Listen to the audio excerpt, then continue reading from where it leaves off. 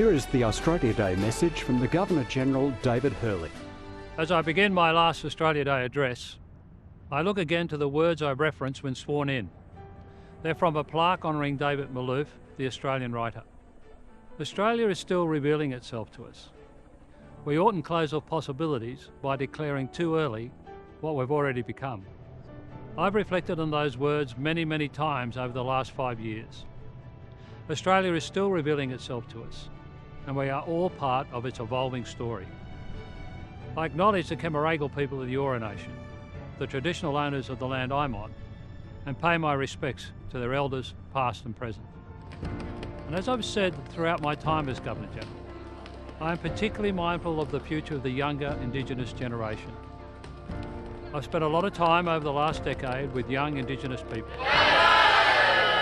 Those experiences have reaffirmed my belief in the importance of the reconciliation journey we are on. That journey, and how we deal with other issues where there are strongly held differing views in our community, will help determine the Australia that reveals itself. However you've spent Australia Day, I encourage you to reflect on the things that unite us. Consider what it is that makes us an island nation, rather than a nation of different islands comprised of communities adrift of each other.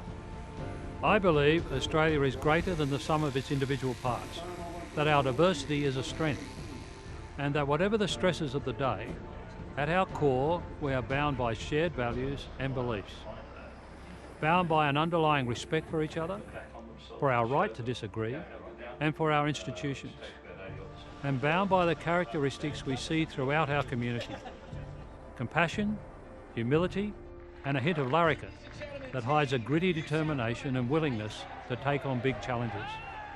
We see those characteristics in so many situations. On the tough days, where adversity not only builds character, it reveals it. On the good days, like today, when we welcome new Australians into communities, in the commitment and dedication of those who serve in uniform, who volunteer to help others, and who put themselves in danger to keep us safe. In outstanding individuals, such as those recognised in today's honours list. Throughout the last 5 years, the Council of the Order of Australia and I have sought to ensure that the Order of Australia is reflective of our community. I am pleased with the progress made and hope that this remains a priority in years to come. Reading the diversity of recipients' stories is inspiring.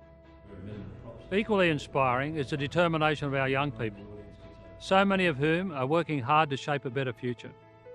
Young people like Bree, Lottie, Chelsea, Hookham and Roy Sin, who received life-changing scholarships from the Order of Australia Association Foundation. From different backgrounds, each is talented, passionate and ambitious. Each aspires to give back to the community.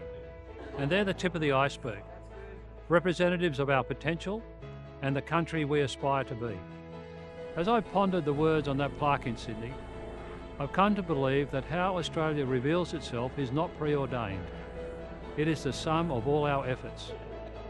We each determine the country we aspire to be. We do it by how we act, how we treat each other, and how we invest of ourselves in something greater than the individual. Knowing the character of the Australian people, I can't help but be optimistic for our future. Whatever our challenges and divides, we're a good people, a kind people, united and bound together. This is my final Australia Day address. Serving my country has been a continuous honour and privilege since I entered Duntroon as an 18-year-old cadet 52 years ago. I have not been alone. I want to acknowledge my wife, Linda. She never sought a public role, but has worked tirelessly, given enormously of herself to uplift others, and brought kindness to all. I am greatly indebted to her. Dorothy McKellar's poem, My Country, is often quoted in speeches at this time of the year. The tribulations she points to are pertinent given our nation's experiences over the past 4 years. But I prefer her conclusion. For flood and fire and famine, she pays us back threefold. Australia tests us, that's true, but she pays us back threefold. And that's because of the character of our people. we can all benefit from her bounty. We are Australians.